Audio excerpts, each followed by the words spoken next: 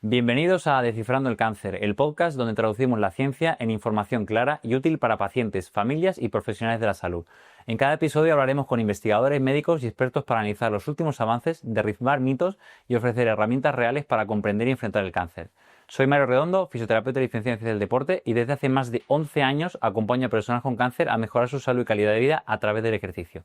Este espacio nace para que tengas acceso a información rigurosa, explicada con claridad y enfocada en lo que realmente importa, ayudarte a tomar mejores decisiones para tu salud.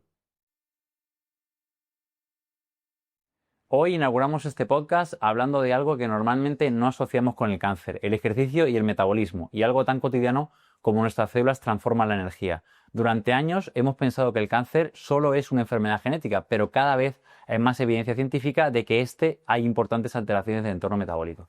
Y aquí es donde el ejercicio entra en juego, no solo como una herramienta para mejorar la condición física general, sino como una posible forma de modular ese metabolismo y también el sistema inmunitario. Y como este es el primer episodio del podcast, hemos querido empezar con alguien que es un referente internacional en el estudio del metabolismo humano, desde el alto rendimiento, en este caso, hasta la patología oncológica. El doctor Íñigo San Millán es fisiólogo de ejercicio e investigador del metabolismo. Es conocido por su trabajo con ciclistas profesionales y de otros tipos de deportistas profesionales y por popularizar el concepto de entrenamiento en zona 2. Pero su investigación va mucho más allá del alto rendimiento. En las últimas décadas se ha centrado sobre todo en el estudio del papel del lactato, las mitocondrias y el metabolismo celular en la salud y en la enfermedad. Recientemente han publicado un trabajo en el que muestran cómo el lactato puede regular la expresión de puntos de control inmunitario, que es un mecanismo clave en la relación entre el metabolismo y el sistema inmune. Hoy queremos aprovechar esa mirada única, la del alto rendimiento, la fisiología y la biología celular, para hablar del cáncer de una perspectiva diferente, como un problema metabólico y el ejercicio como una posible herramienta para modificar ese terreno metabólico, siendo parte integral del tratamiento. Íñigo, muchísimas gracias por estar aquí, por haberte venido desde Bilbao con toda la paliza que te has pegado y por ayudaros a inaugurar este podcast. Entonces, me gustaría hacerte la pregunta que le hago a la mayoría de los invitados al principio para que te puedas explayar bien. ¿Qué es para ti el cáncer? ¿Cómo le explicarías un poco a la audiencia o cómo entiendes tú un cáncer, ¿no? Una neoplasia, un proceso oncológico? ¿Cómo lo definirías? Bueno, en primer lugar, gracias, Mario, por tenerme la oportunidad y, como siempre, encantado de hablar contigo sobre cáncer, ejercicio. Y bueno, el cáncer para mí es un proceso en el que se van acumulando mutaciones, y esas mutaciones pues son debidas a distintos factores, ¿no? Pues puede ser pues desde lo que respiramos, lo que comemos, mutaciones genéticas que van pasando, somáticas, y que luego pues bueno, puede ser, y es un poco en el área en el que nos estamos metiendo muchísimos cada vez más, es el área pues de problemas metabólicos, de desregulaciones metabólicas a nivel celular, ¿no?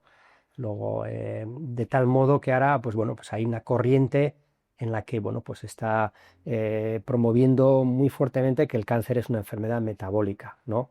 En contra de la teoría de la hipótesis somática del cáncer, ¿no?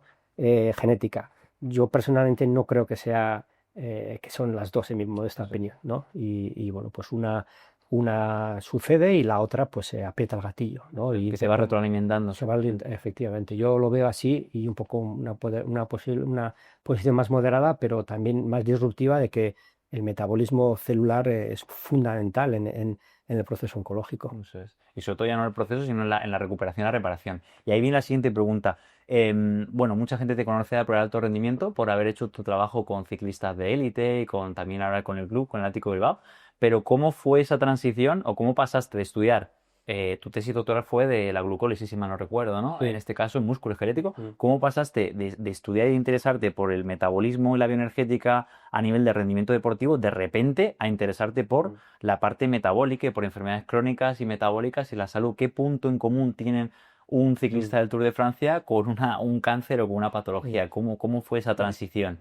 Bueno, yo pues a principios de los 90 me fui a estudiar a Estados Unidos medicina deportiva, que me fascinaba. He sido deportista toda la vida, y entonces pues, bueno, pues cuando vine aquí pues mi idea era esa, pero empecé a trabajar con alto rendimiento, ¿no?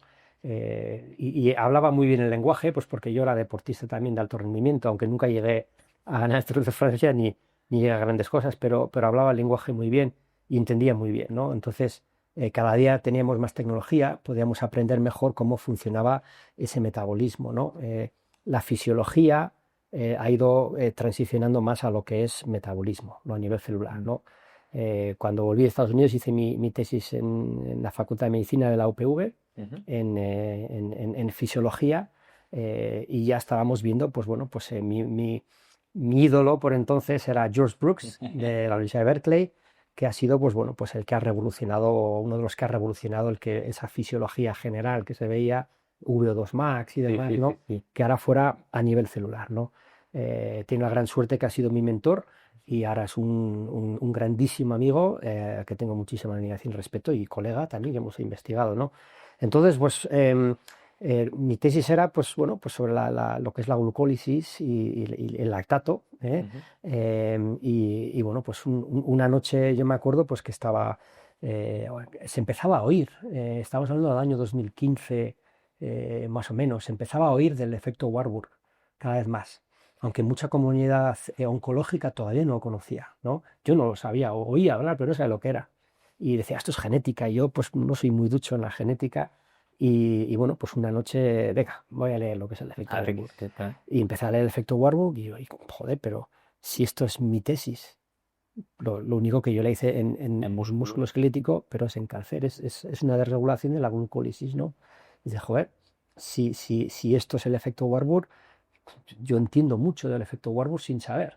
Entonces ahí es donde dice, joder, aquí puedo trasladaste todo tu conocimiento, ¿no? intentar trasladar conocimiento, porque lo que Warburg descubrió es, bueno, pues eso, la transformación metabólica de una célula normal a una célula cancerígena, caracterizada por dos eventos: la utilización excesiva en glucosa, y lo que más le impactó a Warburg fue la producción de lactato de las células de cáncer, ¿no? Él ya en su época, hace 103 años, él, precisamente porque vio que había lactato, él dedujo que si se produjo lactato había una desregulación en el aparato respiratorio, en la mitocondria, ¿no? Y entonces, pues bueno, pues ¿qué es lo que vemos cuando hay disfunción mitocondrial en el músculo esquelético? Entonces, bueno, pues ahí empecé yo, pues pasa que él se quedó ahí pues porque no tenía la tecnología que vamos teniendo hoy en día, y estuvo el pobre hombre hasta en el 53, cuando ya llegó la genética con Watson y Crick, y bueno, pues todo el efecto Warburg se enterró debajo del mar. Entonces había estado enterrado hasta que el mismo Watson, pues a principios del 2000, 2005, 2010 casi, ya empezaba ya él mismo a decir que la genética había sido infructuosa para curar el cáncer, ¿no? Y que si él tuviera que volver a hacerlo otra vez en su carrera, pues empezaría por el metabolismo celular y empezaría por lo que Warburg nos estaba intentando decir, ¿no? Entonces, claro, eso a mí me dijo, joder, aquí la gente se está metiendo ahí. Entonces empezó la gente a hablar mucho del efecto Warburg, y a mí, pues bueno, dije, venga, hay que intentar explicarlo. Y ahí fue cuando tú te pusiste con el artículo que publicaste, ¿no? De Reexaminando el metabolismo y el efecto Warburg, dando una explicación, que tardaste en publicarlo, que tardaste en sacarlo adelante. Sí, fueron 7 meses, hice la columna vertebral sin decirle a nadie, y fue una época muy bonita, que recuerdo levantarme a las 2 de la mañana con una idea, o meterme en la cama a las 2 de la mañana, ir avanzando, y cada pieza iba encajando, que es una de las cosas que, joder, te ves metiendo en otra, va encajando, y sobre todo utilizando conceptos que se sabían ya, pues de otras áreas, como la inmunología, ¿verdad? Por ejemplo, se sabía ya muchos conceptos, ¿no? O el metabolismo celular. Entonces, la bioenergética. Entonces, bueno, pues intentar poner todo eso junto, y luego, pues bueno, fui donde George Brooks, y en un congreso le dije, joder, George, creo que podemos explicar el efecto Warburg. Y me miró, y así sin decir nada, que George es muy serio, y me dice, ¿qué crees que es? El lactato, George, el lactato. Y interesante. Entonces le mandé el manuscrito de una vertebral, y dije, oye, vamos a llevarlo a la línea de meta, vamos a intentar publicarlo, y venga, fuimos a por él. Lo que pasa es eso, que nos lo rechazaron 8 revistas de cáncer. Ni siquiera llegó al proceso de revisión. Los editores fuera. Dijeron, 2 de ellos nos dijeron, estáis locos, es una locura pensar esto. Y bueno, al día de hoy pues tiene unas 900 citaciones, lo cual refleja el impacto, y bueno, pues más gente se está metiendo en. Claro, y no solamente eso, sino que al final entiendo que vais sacando nuevas publicaciones y nuevas líneas de investigación centrándoos en ese fenómeno del efecto Warburg. Y mira, Íñigo, la siguiente pregunta es sencilla, pero para que también la gente lo entienda. ¿Qué entiendes tú por metabolismo? Porque muchas veces la gente solo se queda en la bioenergética, el metabolismo es mucho más amplio que eso. ¿Y qué rol cumple el lactato en toda esta cascada del metabolismo, ¿no? Sobre todo en cáncer? Estamos hablando de metabolismo celular. Ujú. Pues Sí. el metabolismo celular es, bueno, así en decir, hablar es complicado, ¿no? Pero bueno, pues ahí es cómo funcionan las células, donde ahí, pues, bueno, pues sobre todo alrededor de la producción de energía, ¿no? Ujú. Así como pues señales homeostáticas, donde está incluido pues los radicales libres, que antes se pensaban que eran malos, pues son unas señales homeostáticas muy importantes. El lactato es una señal homeostática muy importante también. Y luego, pues bueno, pues existen distintas desregulaciones donde el foco principal de esa producción de energía celular es la mitocondria. Eso es. La mitocondria es una ciudad y bueno, pues hay distintos elementos en las mitocondrias que fallan, bien por problemas genéticos o problemas adquiridos también. Y luego, bueno, pues parte de ese metabolismo celular, el lactato es muy importante, ¿no? El lactato es el producto obligatorio de la utilización de glucosa. Las células utilizan glucosa, ácidos grasos, aminoácidos. La glucosa es súper utilizado por el cuerpo y el lactato es el producto obligatorio de la utilización de glucosa. ¿Qué sucede? Que ese lactato no se acumula normalmente, ¿no? Y hace esa labor de molécula señalizadora para la homeostasis celular, ¿no? Es bueno. Sin embargo, cuando hay un proceso patológico, donde sobre todo esa mitocondria no puede reciclar el lactato, porque el lactato, el único sitio donde se puede oxidar, utilizar, es la mitocondria. Pues cuando esa mitocondria no funciona bien, ese lactato se acumula a nivel celular, sin necesariamente llegar a la sangre. Durante el ejercicio, sí. Durante el ejercicio hay un chorro de mucha glucosa que entra en la célula, mucha gasolina, la mitocondria se desborda y además el lactato es necesario para la continuación de producción de energía y ese lactato sale a la sangre para ser oxidado, utilizado por cualquier órgano del cuerpo, ¿no? El lactato es el mejor fuel que tenemos, mejor incluso que la glucosa, ¿no? Se oxida más rápido y es más potente. ¿Qué sucede? Que en el cáncer esas células acumulan lactato, pero que no va a la sangre. Durante el ejercicio, cuando se para el ejercicio, ese lactato ya no sube a la sangre y se queda en niveles basales, ¿no? En el cáncer no llega a la sangre y se va acumulando en esa célula continuamente y hace una acción detrimental para el cáncer y es muy carcinogénico, que es lo que nosotros propusimos en vista de lo que vio Warburg y hemos empezado a demostrar. Sí, sí, de hecho la siguiente pregunta que te iba a hacer era justo eso, que vosotros lo que habéis comentado también era que podía reprogramar los genes también y evidentemente podía producir inmunosupresión, Eso es señalizador para el factor de crecimiento endotelial y bueno, te genera toda esa caja que en el artículo lo explicáis. Y ahora sí, te pregunto, Eso es, sí. que ese otro artículo que habéis publicado hace muy poquito, creo que salió en enero o hace poco, ¿qué es lo que encontrasteis? Que al final el lactato era un regulador también, ¿no? De los puntos de control inmunitario y que no todos los tipos porque creo que eran, si mal no recuerdo, corrígeme, creo que eran varios tipos celulares, porque no era solo, era cáncer de mama, era de pulmón, era de próstata, y no todos tenían, por decirlo, como las mismas llaves o la misma expresión de receptores, que cambiaba un poco la huella o la firma que tenían. Entonces, ¿puedes explicarle un poquito a la gente Sí. qué es lo que encontraste? Sí, pues en parte de ese desafío de seguir intentando demostrar que el lactato tiene un papel fundamental en la carcinogénesis, pues nos metimos en lo que es la regulación de los puntos de control inmunitario, ¿no? Entonces, pues utilizamos dos tipos de cánceres con dos células de cáncer cada uno, cáncer de pulmón macrocítico y no macrocítico y luego cáncer de mama, el positivo es receptor de Vectores estrógeno estrógenos. y el triple negativo, ¿no? Y entonces, bueno, pues vimos los distintos puntos de control.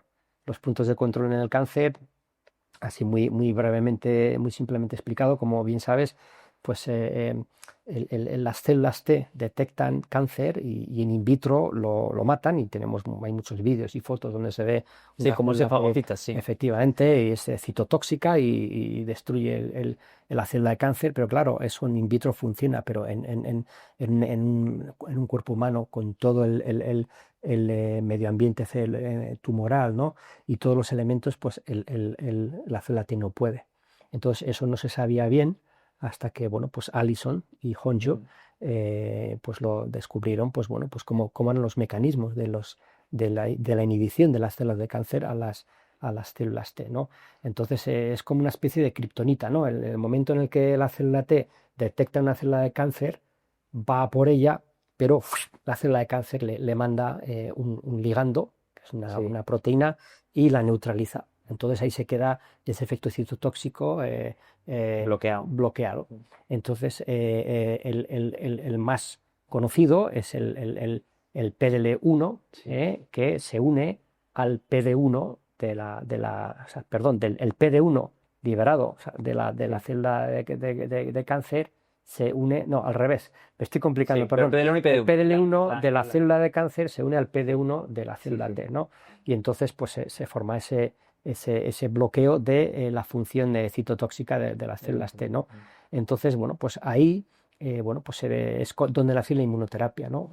Se descubrió que había que intentar desbloquear, que no hubiera esa unión, y ahí es donde nacieron pues, medicamentos, el pembrolizumab, ¿no? Que es el medicamento bueno, pues el primero que más se ha utilizado y que es un bloqueo del PDL1, PD1, ¿no?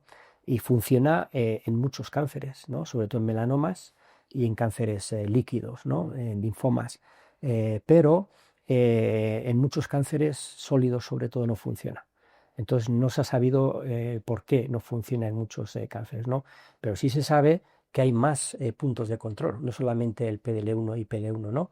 Y entonces, bueno, pues lo que nosotros hicimos es, con estas células de las que he comentado, pues vimos cuál era la expresión del lactato en estos otros puntos de control, ¿no? Y lo que vimos es que había una heterogeneidad muy importante, pero que el lactato era fundamental en la expresión de estos puntos de control inmunitario. Entonces directamente los está influyendo.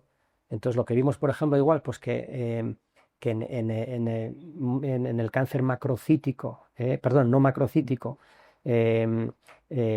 pues bueno, pues que ahora mismo se está utilizando mucho pembrolizumab cuando alguien es candidato, pues porque tiene una expresión de PDL1, se le da pembrolizumab, pero no acaba de funcionar. Pero lo que vimos, por ejemplo, es que había una expresión muy grande de CD80, que es un punto de control. Y luego había expresiones más pequeñas, pero que eran activas, De otro, de vista, PDR, efectivamente. Entonces, ahí es donde vas viendo distintos tipos de cánceres, y eso solamente con 4 tipos, ¿no? Pero es que hay muchísimos tipos. Y luego una heterogeneidad que de un paciente a otro, ese mismo tipo de cáncer va a expresar distintos genes y distintas proteínas, ¿no? Entonces, es muy probable que una de las explicaciones por las cuales el pembrolizumab solamente no funciona en la mayoría de los cánceres es pues porque hay más puntos de control, y lo que hemos demostrado en nuestro estudio es que el lactato directamente los expresa. Claro, o sea que es muy importante también o sea que podría ser una pieza clave regular el metabolismo del lactato para que la inmunoterapia funcione mejor. Eso es. Que eso es la propuesta, ¿no? Que me imagino que hacéis. Y ahora ese estudio que habéis hecho entiendo que es en células in vitro, ¿no? Al final eso lo queréis llevar a ratones, ¿no? Eso sería lo ideal. Lo ideal sería. Eso es interesante. Y luego ya pues desarrollar, pues claro, ahí hay o desarrollas más terapias aparte del pembrolizumab. Y a otros puntos de control. A otros puntos de control. De hecho, el primero, si mal no recuerdo, que Allison fue el que con el que utilizaron fue el ipilimumab, que no era para PDL1, PD1. Sí, era para CTLA4, eso CTLA4, eso es, que eso es algo que llama la atención, que además al principio no funcionó bien. No funcionó bien. Exactamente. Y miren, Diego, cambiando un poco, aunque luego seguiremos con esta parte, la gente te conoce mucho como el tema de la zona 2, y que te quería preguntar para que lo pudieras explicar, no tanto qué es, sino qué eventos y mecanismos ocurren en esa zona, que expliques un poco qué es la zona 2 a nivel mitocondrial y a nivel celular, porque yo al final trabajo con pacientes, el podcast es para la gente, es para hacer divulgación y comunicación, va a tener un nivel técnico alto, pero sí me interesa mucho que la gente entienda por qué es tan importante hacer ese ejercicio aeróbico, porque todo es aeróbico, como lo explicas tú, en esa zona, que nosotros intentamos hacer lo mejor posible. ¿Para qué? Para regular todo esto que hemos comentado al principio, el lactato. ¿Puedes explicar un poquito qué es la zona 2, cómo vamos a decir, la cuantificas, la consigues encontrar y qué ocurre a nivel celular para que la gente lo entienda? Sí. Bueno, pues yo hace 30 años, cuando empecé a trabajar con deportistas, yo venía de las escuelas donde te decían que había que entrenar aeróbico o anaeróbico o entrenamiento de fondo, y yo no le daría mucho sentido, pues porque todo es aeróbico hasta el V2 max. Claro, y ahí hay una cantidad de distintas intensidades enormes, ¿no?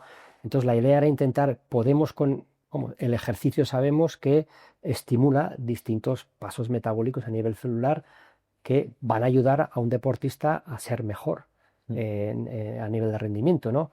Pero podemos aislar esas zonas de entrenamiento o esos estímulos que existen, ¿no? A distintas zonas de entrenamiento. Entonces empecé a verlo yo de una vista más bioenergética. Entonces, ¿qué tipo de zonas de entrenamiento se estimulan distintos eventos bioenergéticos? Y ahí empecé a definir desde la zona 1 a la zona 2. Perdona, hasta la zona 5, ¿verdad? Sí. perdona, zona 6. Ni me acuerdo ya. Sí, que además las zonas las determinaste tú según eventos metabólicos. Aquí ocurre esto, aquí ocurre esto, aquí ocurre esto. Entonces, si hay más componente oxidativo, si hay más componente glucolítico, si empieza ya a haber un componente ya donde se empieza a utilizar el ATP-PC y luego ya si es un sistema anaeróbico, ¿no? Y luego ahí, pues bueno, ver otros eventos, pues por ejemplo, los sustratos energéticos, donde se empiezan a utilizar los ácidos grasos, donde se empiezan a aumentar importantemente la glucólisis, la utilización de carbohidratos, donde la grasa desaparece, la oxidación de grasas. Entonces eso lo hacía yo con los carros metabólicos, viendo oxidaciones o sea, con ecuaciones estoicométricas, viendo el intercambio de gases. Y ahí, bueno, donde empecé con esto, dije, bueno, pues tenemos un mapa metabólico con zonas de entrenamiento, vamos a ver cuáles son las que mejoran el rendimiento, ¿no? Entonces al principio con prueba y error, pues ahí iba viendo. Yo tenía un poco también una intuición, ¿no? De que esta zona 2 pues podía funcionar mejor, ¿no? Entonces lo que vi claramente, bueno, pues eso, pues que para mejorar la alta capacidad de alta intensidad, lógicamente tenías que estimular las zona 4, zona 5, por ejemplo, muy glucolíticas, pero ahí lo que sucede es que produces muchos hidrogeniones, ¿no? Muchos protones, y hay una acidosis muscular importante, ¿no? Y entonces empieza la contracción muscular y produce fatiga. Efectivamente, que es una de las cosas que explica el decaimiento del rendimiento a altas intensidades, ¿no? Que es donde se juega la competición. Yo siempre digo, ahora que la zona 2 está tan de moda, yo nunca he visto a un deportista ganar una carrera en la zona 2. Claro, pero sí ayuda. Siempre se gana, efectivamente. Claro. Lo que sucede es que, bueno, pues esa zona 2 refleja la expresión mitocondrial, sobre todo de las fibras tipo 1. Y ahí es lo que se ve, es que, y además tú haces un mapa metabólico en vivo, con el carro metabólico. Ahora te explicaré qué es eso para que la gente, vale. Siempre me pregunta el mapa, ¿qué es eso? Hombre? Entonces vas a hacer un mapa metabólico desde desde nada, calentamiento hasta intensidad máxima, y ahí ves esa evolución de los eventos muy, muy bien, y la puedes ir delimitando muy bien. Y con eso vas viendo las distintas intensidades de cada deportista o de cada paciente, ¿no? Entonces lo que yo vi, que la gente que volvía, pues sí, que había hecho la zona 2, es donde mejoraban, donde más. Aparte de que lo hacían en el rendimiento, lo que yo vi en el laboratorio yo miraba oxidaciones de grasas y luego miraba el lactato. Tanto la grasa como el lactato solamente se pueden oxidar en la mitocondria.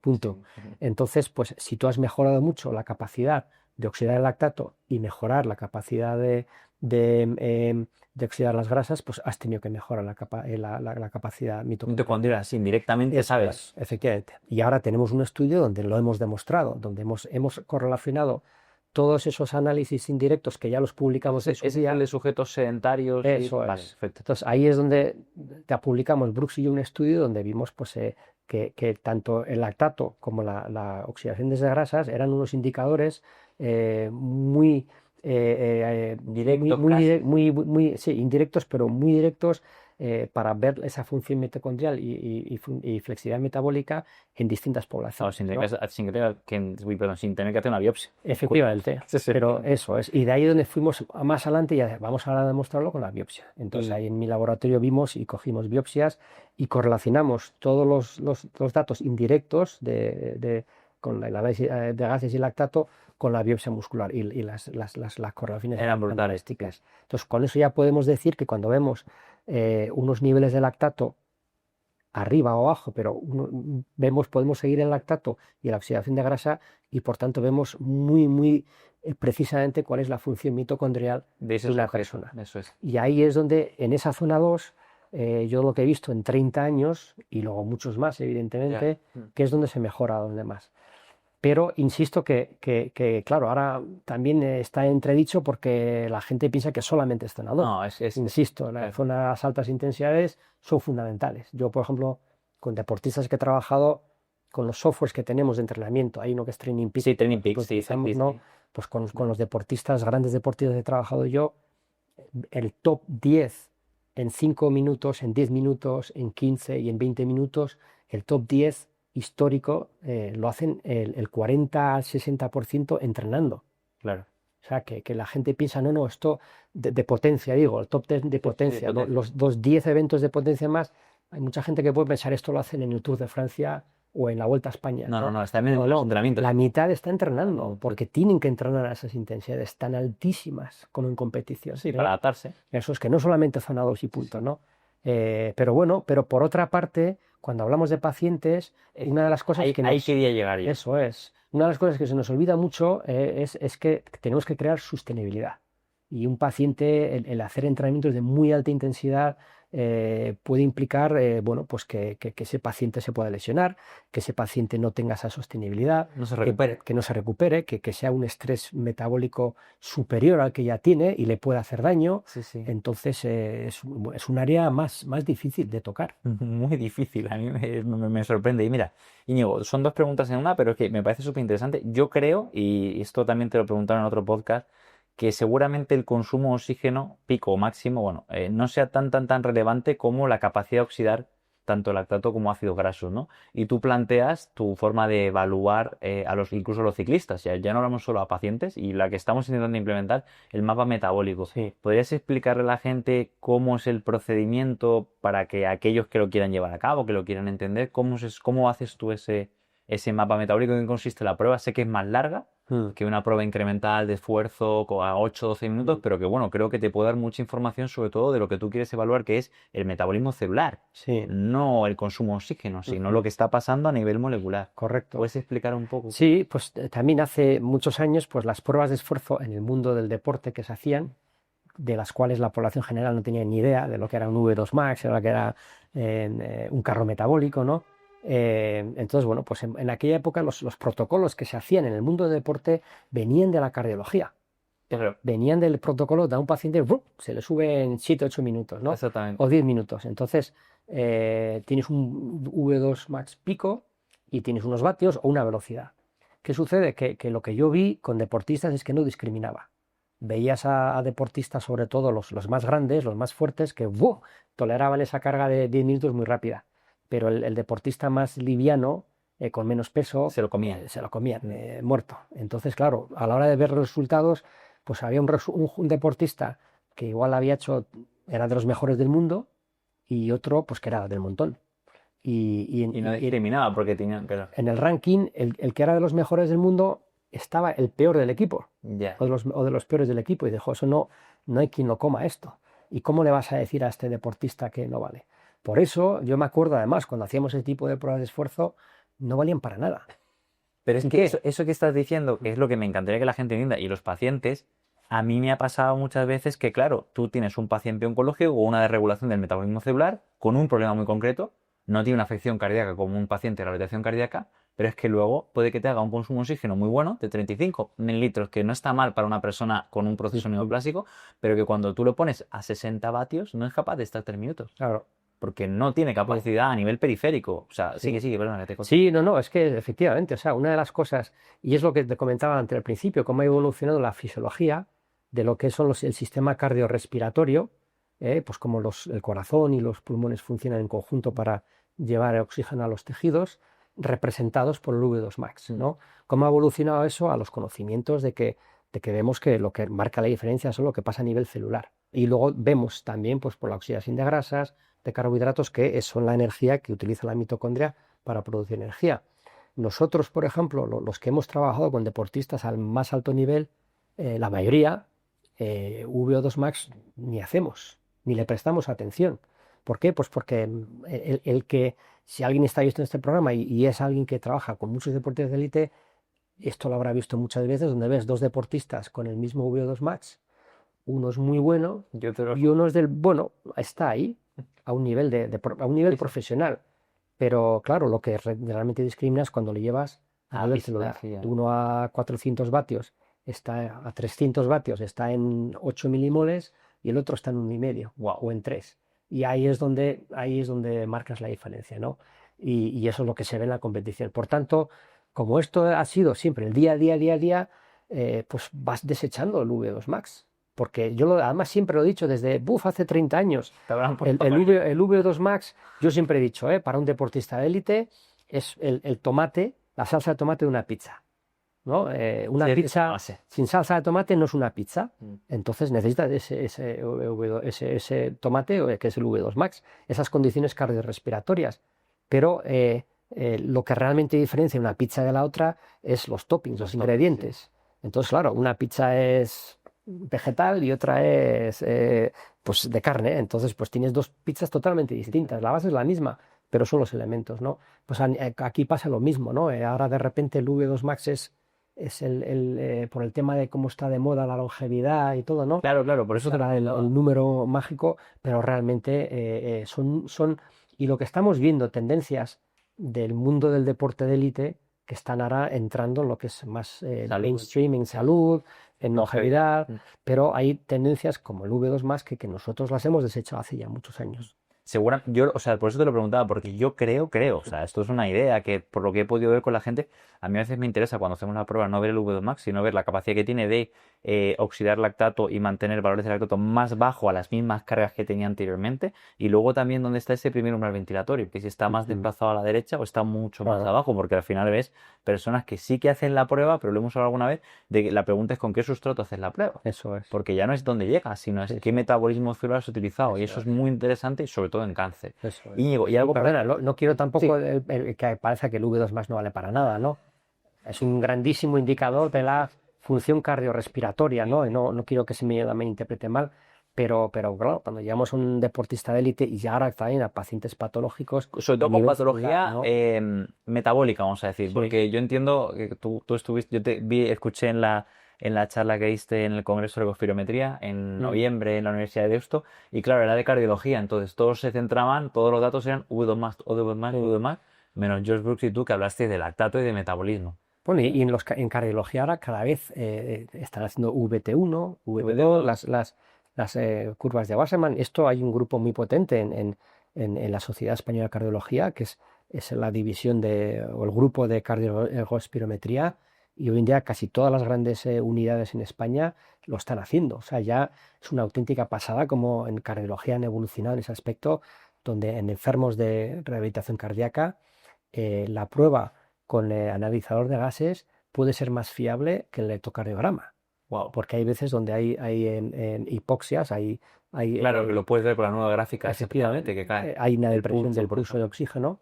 Y entonces, pues bueno, pero no solamente eso, sino que al paciente le prescribes un ejercicio mejor, más preciso. Genial. Que se hace con el VT1, VT2, hoy te lo hacen, en radiación cardíaca te lo hacen todas las grandes unidades. Es una maravilla. Que la idea sería extrapolar ese programa de rotación cardíaca, que es lo que intentamos hacer aquí, a paciente oncológico. Correcto, efectivamente. Íñigo, mira, la pregunta es muy rápida, ya lo hemos hablado, pero ¿qué volumen consideras tú que es suficiente o adecuado para que la gente mejore su salud a nivel metabólico? Porque mucha gente se queda con los famosos 150 minutos. Hay gente que ves estudios solamente con 3.000 pasos al día es suficiente, pero bajo tu criterio profesional y tu experiencia de 30 años, que no es poca, que has trabajado, la gente que no sé qué es solo que has trabajado con deportistas profesionales, también has visto gente amateur y de diferentes disciplinas deportivas. Que has trabajado, de hecho me sorprendió un poco que te escuché con Borja Bandera, con gente de CrossFit, que no me lo imagino. Sí, pero del mundo. ¿Cuánto volumen consideras tú que es necesario para que un ser humano, una persona esté sana? Bueno, dependiendo, ¿no? O sea, gente sana, para mí hay que separar gente deportista, gente sana y luego gente con patologías, ¿no? Yo he trabajado con las tres tipos de poblaciones y claro, gente deportista, sobre todo de deportes de resistencia, de larga duración, pues necesitas hacer bastante y es un poco lo que vemos, pues un ciclista, por ejemplo, pues te puede entrenar 30 horas a la semana, de las cuales pues más en una zona 2 pues van a estar igual 15 o 20, dependiendo, ¿no?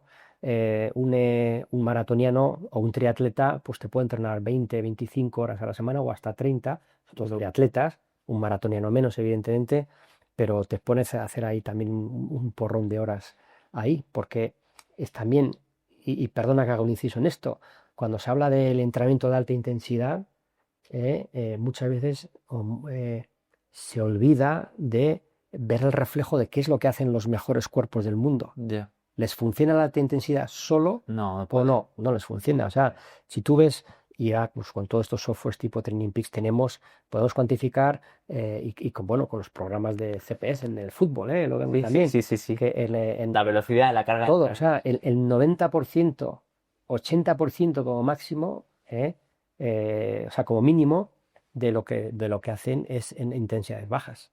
O sea, un entrenamiento de alta intensidad HIIT de 25 horas o 20 horas a la semana es imposible, es insostenible.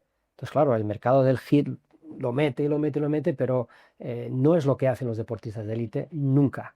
Evidentemente, como decía antes, esas intensidades son obligatorias de tocar, pero son insostenibles. Entonces, bueno, pues ese inciso lo hago porque de ahí, si los deportistas de élite No lo pueden hacer. no lo pueden hacer, Como un paciente lo va a hacer. efectivamente, ¿cómo puede hacer un paciente cuando buscamos esa mejora de la capacidad cardiorrespiratoria y de la capacidad metabólica? Claro, además, y hay una cosa, perdona que te corte, Íñigo, que es súper importante para que la gente lo entienda, porque era una pregunta que venía más adelante, pero da igual, que las adaptaciones son específicas a la zona de entrenamiento que tú trabajes. Correcto. Pues si tú tienes un paciente oncológico que puede estar en buena forma física porque tiene buen consumo de oxígeno, pero no es oxidativo y tú te dedicas a hacerle HIIT, nunca vas a mejorar esa capacidad oxidativa, entonces tampoco estás ayudando a mejorar esa salud. Eso es.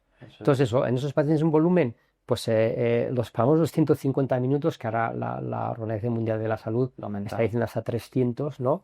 Yo estoy totalmente de acuerdo. Yo creo que un mínimo, para una gente de mediana edad, gente pues que se cuide, 150 para mí no es suficiente. Deben de ser para mí 200 a 300. Y algo para importante, estamos tener- haciendo de 150 minutos de ejercicio cardiovascular. Sí. Luego hay que añadir el trabajo de fuerza y lo que tú- correcto, o sea, correcto. que eso es Por supuesto, eso es evidentemente. Entonces eso, y en pacientes ya con patologías, pues claro, ahí tienes limitaciones de que hay gente que no puede hacer ni 10 minutos. Ya. Entonces, bueno, lo que se puede hacer, ¿no? Y bueno, pues de la misma forma que hacemos con los deportistas, cuando empiezan una pretemporada, pues hacemos una planificación, que es una de las cosas, en mi modesta opinión, que falta en lo que es en la prescripción de ejercicio en pacientes, ¿no?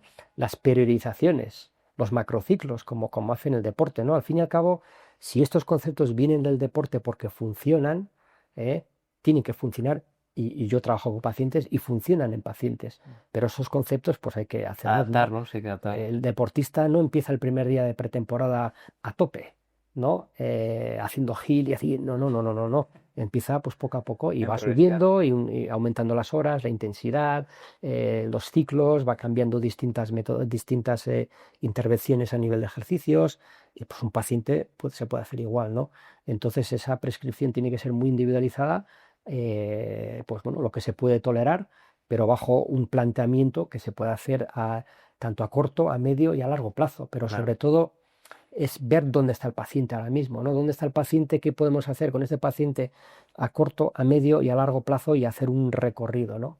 Sí, sobre todo yo a la gente le digo, no tengas prisa.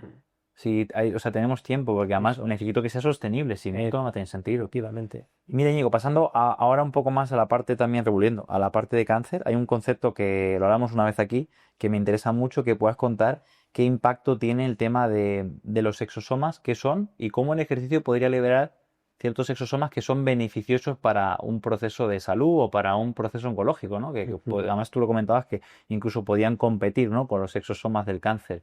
¿Podrías explicar un poco qué son y cómo estás incluso, no sé si estás trabajando con ello, pero qué estáis haciendo con ello?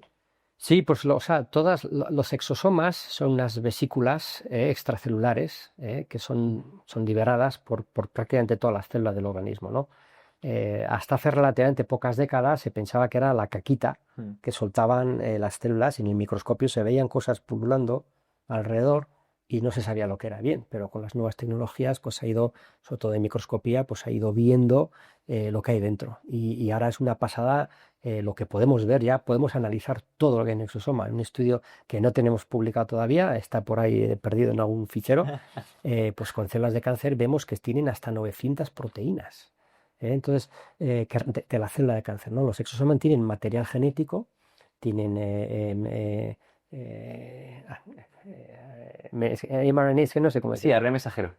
¿Cómo? mRNA. Pero ARN mensajero. ARN, sí, perdona, es que se me... Sí, en inglés te sale. Lo digo, lo pongo otra vez Sí, esto. sí. Entonces, los exosomas pues, tienen material genético, tienen ARN mensajeros, tienen microARNs, Ujú. tienen enzimas, tienen proteínas.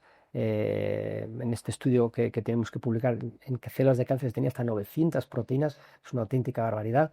Entonces, tienen todos los elementos, o casi todos, los que representan, los que están expresados en esa célula de cáncer, ¿no? Y que Entonces, se expulsan se constantemente. expulsan. Entonces, si tuvieras que diseñar un arma biológica con ingeniería genética y programar una molécula que pudiera infectar a otra persona con cáncer, eso es un exosoma. Claro. Y lo que sabemos ahora mismo es pues, que están muy involucrados en las metástasis, pues de un órgano primario, de un tumor primario, ese órgano que ya se va haciendo fuerte en cáncer, empieza a liberar más exosomas. Muchos en la circulación, pues igual se acaban muriendo, pero otros acaban aterrizando en otro órgano. Sabemos que esos exosomas, aparte del material genético, vienen preparados para poder engancharse. Tienen proteínas De la matriz de anclaje, sí. eso es de anclaje, Mm. tienen proteínas que lo que hacen es cambian el matrix extracelular Ujú. y luego proteínas de penetración, proteínas de lisis del exosomas y luego ya todo el material genético. Es una pasada lo que es. Sí, además ¿no? esto, hay un estudio que yo creo que no sé si te lo pasé, que era de Nico y colaboradores de 2024 de enero, que me lo pongo siempre en los cursos, que habla en concreto del microRNA 122 y cómo lo que hace es alterar, produce un hipometabolismo de la glucosa para que de alguna manera se ahorre glucosa para que, por el tiempo que se considere, luego se metastatice, o sea, se envíe el material genético y se modifique el fenotipo, que me llama un montón de la atención, Es en una, cerebro y en pulmón. Sí, sí, no, lo de los exosomas es una cosa que Sí. estamos rascando la superficie porque tiene una infinidad de propiedades, o sea, de aplicaciones, no solamente a nivel de diagnóstico, sino a nivel terapéutico, ¿no? Claro. Porque esos exosomas se pueden llegar a modificar genéticamente y reinfundir. Le puedes dar Exosomas positivos, vamos a decir. positivos, ¿no? ¿Y podría el Entonces, ejercicio hacer algo eso es. relacionado con eso? Entonces, hace ya creo que fueron unos 12, 13 años o 15, el grupo de Tarnopolsky de Canadá sacó el tema de los exosomas en el músculo, ¿no? Fue un estudio publicado en Nature que, bueno, pues que no se prestó mucha atención, ¿no? Pero bueno, los que estábamos trabajando en metabolismo muscular, pues fue una pasada, ¿no? Y entonces lo que al principio era una hipótesis, luego se ha ido evidentemente demostrando, ¿no? Que el músculo libera gran cantidad de exosomas, ¿no? Y esos exosomas representan a lo que es la calidad muscular, que el músculo es el órgano, no el sistema, es el órgano más activo metabólicamente hablando y es el más grande del cuerpo. Entonces, un órgano súper potente para combatir distintas enfermedades desde el punto de vista de los exosomas, ¿no? Entonces, bueno, pues si ese músculo esquelético está muy bien metabólicamente hablando a nivel a nivel bioenergético, los exosomas que van a liberarse de ese órgano van a ir a otros, de ese músculo van a ir a otros órganos. Entonces van a infectar o penetrar esos órganos Positiva. y liberar ese material genético que puede contrarrestar distintas patologías. Y es lo que en su época, no específicamente en el cáncer, pero Tarnopolsky ya promovía que esos exosomas del músculo podían mantener a raya distintas patologías, Metabólica, seguramente, claro. efectivamente, en distintos órganos. Entonces, pues bueno, pues puede haber una lucha entre los exosomas del músculo y los exosomas del cáncer, ¿no? Entonces, yo manejo esa hipótesis de que el ejercicio, porque el ejercicio no sabemos exactamente por qué es beneficioso Es que es tal a cual. nivel molecular. Sabemos Claro. lo que sucede, los cambios que existen a nivel del fenotipo, a nivel de expresión genética, a nivel molecular, pero ¿cuáles las señales, no? Entonces, hay una cantidad de estudios enormes, los exosomas son parte de ello. Y luego también, bueno, pues están las mioquinas, ¿no? Que también son sustancias que produce El músculo el esquelético, músculo, de la que contracción. son bueno, pues, involucrados en la inflamación, en señalización celular, que también tienen bueno, pues unas aplicaciones a nivel terapéutico, pero que son biológicas ya, pues muy importante. Y sobre todo algo interesante, no sé si Íñigo vosotros lo habéis replanteado o habéis hecho o pensado hacer algún estudio, porque el estudio que hicisteis con sedentarios sanos, me parece impresionante. Ahora sí que lo comentas porque al final vosotros veíais que la capacidad de oxidar sustratos energéticos era muchísimo menor en el sujeto sedentario con respecto al activo físicamente. Pero ¿tienes pensado llegar a hacer algún estudio para evaluar la calidad de los exosomas de una contracción muscular de un sujeto sedentario frente a uno activo físicamente? Porque seguramente las calidades sean diferentes. Y tenemos los exosomas ya. Lo que sucede es que tenemos exosomas en sangre. Vale. Y en sangre vemos que ya había patrones que claramente estaban diferenciando los exosomas de los sujetos sanos moderadamente activos de los que no son, de los que eran sedentarios, ¿no? Patrones y proteínas relacionadas pues, con diabetes tipo 2, con enfermedad cardiovascular, con función mitocondrial. Lo que sucede es que, bueno, pues yo no tengo dinero ahora para seguir, entonces se quedó ahí. Pero efectivamente, y luego que tuvimos... que lo habéis llegado a hacer. Sí, lo hemos hecho. Vale. Nos costó muchísimo dinero porque es una época, estoy hablando de hace 5 años, era una pasada. El análisis de exosoma nos costó unos 75.000 euros el analizar los exosomas solo, en sangre. Wow. Y luego, pues como también éramos un poco novatos, como mucha gente en la época. Cometes errores y te cuesta más caro. Eso es, pero lo que no sabíamos es que pensábamos que los exosomas del músculo se podían mandar la biopsia congelada, pero no, el exosoma hay que cogerlo al momento. Entonces esos exosomas del músculo los perdimos, teníamos que verlos al momento, pero eran unas técnicas muy, muy difíciles de desarrollar, pero sí, tenemos en mente, claro, pero sin fondos y sin dinero. Es complicado. Vale, y Íñigo, mira, otra cosa también, volviendo un poco a la parte de oncología y demás, ¿tú cómo ves o crees que en un futuro el oncólogo va a coordinar un equipo multidisciplinar donde se involucren pues, profesionales del ejercicio, fisioterapeutas, nutricionistas? ¿Lo ves viable? ¿Conoces sitios donde se está haciendo? Es fundamental, o sea, hoy en día, y lo digo con el máximo respeto, ¿no? La oncología es un auténtico desastre. En el aspecto de que no, o sea, la mano derecha no se habla con la Con la izquierda. izquierda. Yo hice No, y el que paga es el paciente, que ese es el problema. Efectivamente. Claro. Yo hice una estancia en Harvard sobre, bueno, pues específicamente esto, ¿no? Donde eran un curso de posgrado donde Harvard ha visto este problema de que no hay esa interacción, entonces estaba hecho para profesionales, ¿no? Donde distintos profesionales, sean oncólogos, sean especialistas o sean generalistas, sean expertos en genética, sea gente de la industria farmacológica, ¿no?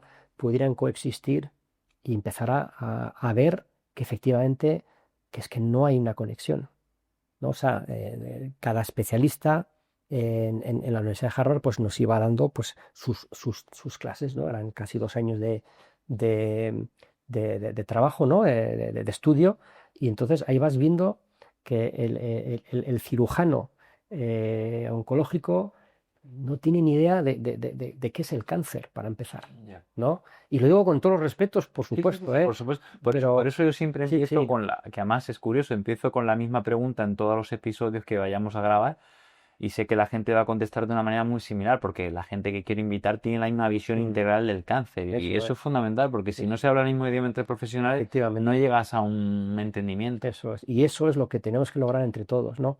Porque hay voluntad, ¿no? Hay mucha voluntad. Yo lo que veo es que es eso, muchos oncólogos tienen también que empezar a reconocer que es que el sistema tiene que ser mucho más multidisciplinar, ¿no? Porque va avanzando el conocimiento tanto que lo que antes el oncólogo era el que dominaba todo, ahora hay muchísimas más herramientas para intentar atajar un cáncer o afrontar un cáncer, ¿no? Pero el problema es eso, que se ha ido, y no digo que sea desastre para nada por los oncólogos. No, o sea, digo por el sistema. El sistema ahora mismo hay tanto conocimiento, tantísimo conocimiento de nutrición, de ejercicio, de oncología, de distintas terapias, de combinaciones. Hemos visto el estudio de Barbacid, por ejemplo, publicado, ¿no? Joder, es un estudio en el que él lo que ha hecho se ha atrevido a combinar 3 fármacos, ¿eh? O sea, que es que son cosas que dices, joder, pero ¿cómo? ¿Pero esto no se ha hecho antes? No se hace. O sea, hay protocolos, ensayos clínicos donde este es el único fármaco y sobre todo para este tipo de cáncer. cuando esas mutaciones genéticas están en otro tipo de cáncer también expresadas y no se utilizan porque solamente los ensayos clínicos son para este tipo de cáncer, ¿no? Pues es que, no sé, es que hay mucho conocimiento hoy en día, pero hay que integrarlo. Entonces, lo que no hay ahora mismo es voluntad política. Los políticos de esto es estratosférico, esto no se va a hacer en muchos años, lamentablemente. Se podría hacer si hubiera liderazgo político de alguien que dijera, voy a poner aquí el puño en la mesa y voy a hacer un esfuerzo muy grande por integrar y derribar barreras y empezar a crear unidades multidisciplinares en toda España, ¿no?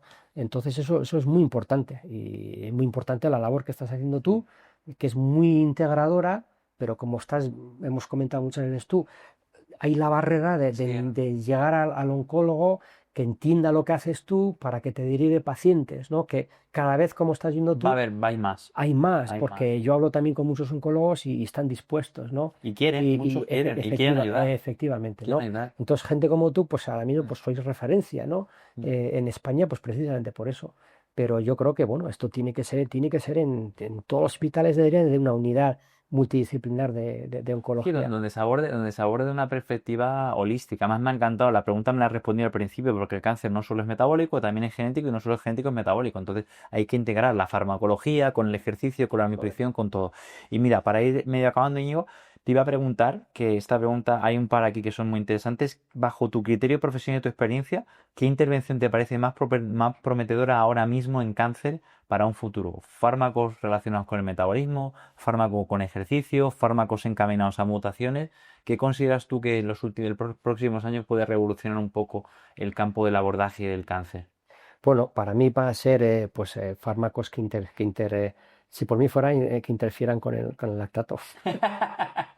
Hombre, nosotros en vivo lo hemos visto, ¿no? Nosotros, bueno, inhibimos el lactato o bien con algún compuesto o bien con un inhibidor a nivel con ingeniería genética, la LDH, que es la que produce el lactato, y las células en 24 o 48 horas dejan de crecer y se mueren, ¿no?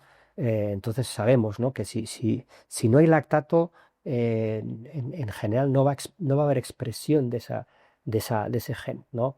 Lo hemos demostrado nosotros y un grupo de Lee en la Universidad de Chicago, Eso era. la lactilación Que salió en del Nature, además, cáncer, sí. ¿no? Sí. Entonces ahora mismo es un campo enorme y que nos ha ayudado a nosotros sobre todo también a poder el seguir, ¿ves? No éramos los únicos locos. Los únicos locos. ¿no? A confirmar que otro grupo de investigación Eso también es. lo es. Y ellos han hecho muy elegantemente porque han visto los elementos, los mecanismos específicos de cómo el lactato abre los histones, por decirlo muy esto, y al abrir los histones que suelen proteger, ¿no? el ARN, entonces al abrir los histones pues están muy expuestos a distintas mutaciones o expresiones, ¿no?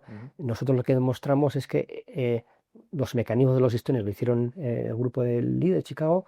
Nosotros lo que vemos es que el lactato expresa esos genes, de tal forma de que si no hay lactato o lo inhibes, no haces una expresión de los genes. Esa es una línea, pero en general hay distintas líneas a nivel metabólico, ¿no? De que puedes inhibir distintos pasos metabólicos, ¿no? Porque la genética no ha funcionado, ni va a funcionar. Ahí yo siempre pongo en las charlas, doy un estudio, o sea, la portada de la revista Time. Sí, lo pongo yo, por eso que contigo. Que ponía del 1994, ponía la genética, el futuro es hoy. No, pues el futuro no fue ni ayer, ni es hoy, ni es mañana a través de la genética, seguramente, ¿no? Y por eso lo que comentaba al principio Watson, el descubridor del ADN, codescubridor, dice pues que el curar el cáncer con la genética no ha funcionado, ¿no? Entonces, bueno, pues el área está en el metabolismo y la señalización celular. De hecho, los inhibidores de la tirosina quinasa, que son ahora mismo los que, bueno, pues con la inmunoterapia han sido los que más han cambiado la terapia del cáncer en la historia. Pues porque estos inhibidores de la tirosina quinasa, pues las señales, los pasos de señalizadores, pues lo que hacen es, de alguna forma tienen un efecto metabólico, ya que se unen a el binding site, el sitio de unión del ATP, ¿no? Entonces no dejan que esa quinasa se fosforice correctamente y que siga manteniendo la cascada. Claro. Entonces funcionan en pacientes que es una forma oral, Sí, y si un paciente tiene esa cascada o parte de esa cascada, pues por ejemplo, el grupo de Barbafid se han cerrado en el CARRAS, ese ¿no? carra, sí, eso. Que es Y un... luego es- bloqueaban otra vía por donde eh, se podía escapar. Efectivamente. Entonces, Un map. si tú tienes expresado eso, pues bueno, pues hay terapias, los inhibidores de la tirosina quinasa, que es una auténtica pasada cómo funcionan, es una pastilla y basta.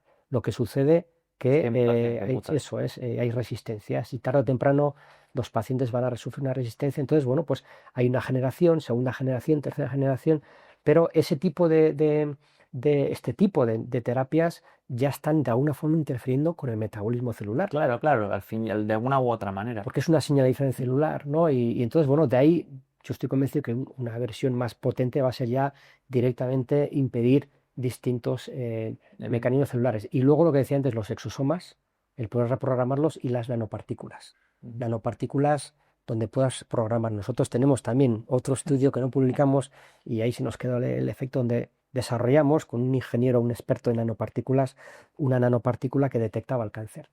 Y entonces lo vimos, pusimos la nanopartícula con unas células de cáncer de tumor, y modificamos esas nanopartículas de oro, eran del tamaño de un virus, 1000 veces más pequeñas que el diámetro de un pelo, y esas nanopartículas penetraban en el cáncer de pulmón fenomenal. En todo el medio, El medio que tú el tenías. medio de esto no había nanopartículas, y todas estaban o rodeando la célula de cáncer o dentro ya. Entonces esas nanopartículas, el primero que puedan detectar el cáncer, y luego las puedes programar dentro para que Para que liberen liberen lo que tengan que liberar. medicamento, efectivamente. Qué guay. Y mira, Íñigo, últimas preguntas. Si pudieras diseñar un estudio ideal sobre, en este caso, lo nuestro, ¿no? Aquí ejercicio y cáncer, ¿cómo sería el estudio? ¿Qué criterios de inclusión tendría la gente y qué variables tendrías tú en cuenta? Porque esto es algo que a mí me interesa mucho, porque al final una cosa que no hemos llegado a concretar es, que además eso lo hablamos algún día, a ver si hacemos una guía, ¿no? Un Sí. posicionamiento de, oye, ¿cómo es la rehabilitación oncológica? O sea, ¿cómo? Porque hablamos del ejercicio, pero hablar del ejercicio es como hablar de los medicamentos. Necesitamos una prescripción más fina. Entonces, ¿qué estudio llevarías tú a cabo para demostrar de alguna manera que el ejercicio es una terapia adecuada? ¿Cómo lo harías? Sí, pues yo haría, pues en primer lugar, tener pues pacientes oncológicos, en mi modesto opinión, en cualquier fase donde puedan hacer ejercicio, Vale. ¿no? Donde puedan ser capaces de hacer ejercicio sostenible, y hacer, en primer lugar, unas mediciones Muy buenas. metabólicas y cardiovasculares, pues con consumo de oxígeno, con lactato, con ese mapa metabólico, ¿verdad? Y luego hacer una prescripción individualizada de ejercicio durante 3 a 6 meses, que incluso lo ideal es que sea personalizada, es decir, que vayan al centro y todos los días se les esté supervisando esa carga de trabajo que están haciendo, ¿no? Como poco que puedan ser, pues como hacemos con los deportistas, que puedan subir a la nube en una Volcar los plataforma, datos, eso es. volcar los datos para poder decir que están haciendo el trabajo, y decirles, oye, baja, sube, pero lo ideal sería hacerlo en un gimnasio o En un centro. en un centro, ¿no? Y luego, pues bueno, pues en repetir ese test en 3 o 5 meses, y ver, pues bueno, pues cuál está siendo la respuesta, ¿no? Y todo esto, evidentemente, verlo con los historiales clínicos, Ahí está. si se pueden hacer Para con los correlacionar TACs, con también. PET scans, que se puede correlacionar, Con variables evidentemente, clínicas, que es lo por interesante. supuesto. O sea, lo tienes clarísimo y no lo hacemos tan mal. Eh, Y luego, Íñigo, si tuvieras que darle un mensaje, que esto es muy importante, a alguien que esté viendo la entrevista, que puede ser un paciente, puede ser un profesional, puede ser un oncólogo, ojalá, ¿qué te gustaría transmitirle o qué te gustaría aconsejarle o recomendarle? ¿Qué le dirías? Porque a mí me siguen pacientes, profesionales también. sí. ¿Qué les dirías desde el punto de vista del trabajo que estás llevando a cabo? ¿Tú qué recomendaciones le darías a la gente? Bueno, en primer lugar, mi empatía con los oncólogos, que antes hablé que la oncología es un desastre, pero los pobres y las pobres oncólogos y oncólogas, es una auténtica batalla campal. Tiene una carga de trabajo brutal, y les hace muchas veces que solamente pueden Sí, es lógico, yo lo resolverlos, entiendo. ¿no? Pero el que también sean valientes a la hora de ser un poco transgresores a la hora de pensar, ¿no? Que no todo es un protocolo, que no es todo está aprobado aquí y es la única forma que se hace, ¿no? Que hay muchas Más varias de formas, pensar sí. fuera, ¿no? Y que hay que salir a un mundo multidisciplinar, ¿no? Que ya sé que no hay mucho tiempo, que hay mucha carga de trabajo, pero estamos viendo que cada vez más oncólogos están haciendo ese esfuerzo o están buscando esas vías, y sobre todo, pues eso, que se abran, que por favor vean bueno, pues que hay un mundo de información ahí afuera, científica, no solamente son Sí, pues eso, sí. charlatanadas, que son cosas que se hacen profesionales de gran formación, que están utilizando vías, ¿no? Y que el ejercicio, que antes no se veía como medicación o como terapeuta, como terapia para el cáncer, que cada vez tiene mucha más información y cada vez más estudios científicos, y los va a haber sin duda alguna, ¿no? Donde están demostrando que el ejercicio en los distintos estudios que ha habido puede ser tan bueno o mejor que distintas terapias, ¿no? Pero la cosa no es y o, Oh, que estamos en un mundo en el que o y, no, perdona, que la cosa no es o lo uno o lo otro, que estamos en una sociedad muy polarizada, ¿no? Es el conjunto de todo, ¿no? Es decir, no se trata de sustituir ejercicio por medicación o nutrición, no, es que tiene que hacer eso. Entonces, los oncólogos tienen la fuerza para mover mucho en los hospitales, en los centros de salud, y yo, bueno, les invito a que empujen fuerte. qué bueno, ese mensaje que quedaros con él. Y la última pregunta ya para cerrar, Íñigo, ¿qué reto científico tienes por delante que evidentemente que puedas adelantar, que no sea confidencial? ¿Qué es lo que te queda en el futuro? Sé que son muchos, pero algo que digas, guau, esto me encantaría demostrar. Pues lo que comentaba un poquito antes, pues si alguien me diera fondos para finalizar esa nanopartícula que teníamos, donde pueda entrar en la célula de cáncer, y Expresar pueda y pueda... expresar, liberar el medicamento, o poder desarrollar algunos inhibidores de lactato, por ejemplo, o poder inclusive, pues bueno, pues ¿por qué no el mejorar la función mitocondrial en pacientes, ¿no? No oncológicos solamente, sino pacientes con diabetes tipo 2, con problemas pulmonares, cardiovasculares, evidentemente, el poder mejorar. Ahí, pues bueno, pues hay técnicas con los exosomas que pueden también intentar de ese mismo paciente revertirlos y volverlos a- a- a- a incorporar, sí. incorporarlos en el paciente, o de donantes, ¿no? Yo creo que hay esa medicina de precisión, necesita mucho apoyo, y sobre todo, bueno, pues es difícil encontrar fondos, pues porque la mayoría de los fondos que están hoy en día en Estados Unidos, en Europa, son para proyectos muy conservadores, ¿no? Hay poca calidad para nuevas ideas, ¿no? El NIH, que es un poco el que da los grandes fondos en Estados Unidos, es como decir el instituto, o sea, el Ministerio de Salud, ¿no? Sí. Tiene una sección que es el High Risk, High Reward, ¿no? Alto Alto, riesgo, ¿no? alto riesgo, Pero alta pero alta, recompensa. alta recompensa. Ahí es donde deberíamos de ir, porque ahí es donde salen las ideas que acaban siendo muy impactantes, ¿no? Pues solamente destina el 0,5% del presupuesto a esas ideas, ¿no? La mayoría son, bueno, pues ideas más conservadoras, y es un poco lo que, Sí, lo que que no cuesta, avanzamos, ¿no? lo que Y cuesta. hay una cosa que yo siempre digo en los cursos, que a la gente le encanta la frase, y tú eres un ejemplo de eso, que la ausencia de evidencia no es evidencia de ausencia. Nadie demostraba que la zona 2 era relevante, pero tú lo estabas viendo con tus ojos. Claro, sí. Nadie sabía que el lactato era relevante, pero tú lo estabas viendo con tus ojos y tus células in vitro. O sea, que es que Sí, eso que estás viendo, o sea, no lo puedes negar. Otra cosa es que no se haya pasado por un proceso de revisión y demás para poder que quede claro, constatado. Que ese es el problema que hay con sí, muchas cosas como el ejercicio físico mucho, en personas con cáncer. Que yo cuando doy alguna charla la gente se sigue burlando de esto es una tontería, pero es que ya. tú lo ves aquí. Lo ves, la evidencia clínica lo ves ahí. Eso Y es. es eso, pero también falta también, bueno, pues cada vez dependemos más de las ayudas de donantes y de fundaciones, pero cada vez hay más donantes que se están lanzando, y es proyecto, y bueno, pues eso es muy importante. Bueno, pues Íñigo, muchísimas gracias. A Ya vosotros. sabéis, si hay alguien que quiere donar financiación y dinero a las causas que tiene Íñigo, que son muy interesantes, pues ya le pasamos el contacto. Espero que este episodio con el que nos hemos estrenado os haya gustado, y esperamos veros en próximos episodios, y también que suscribáis a la newsletter y al canal, en este caso de YouTube, así como seguir la cuenta de Instagram.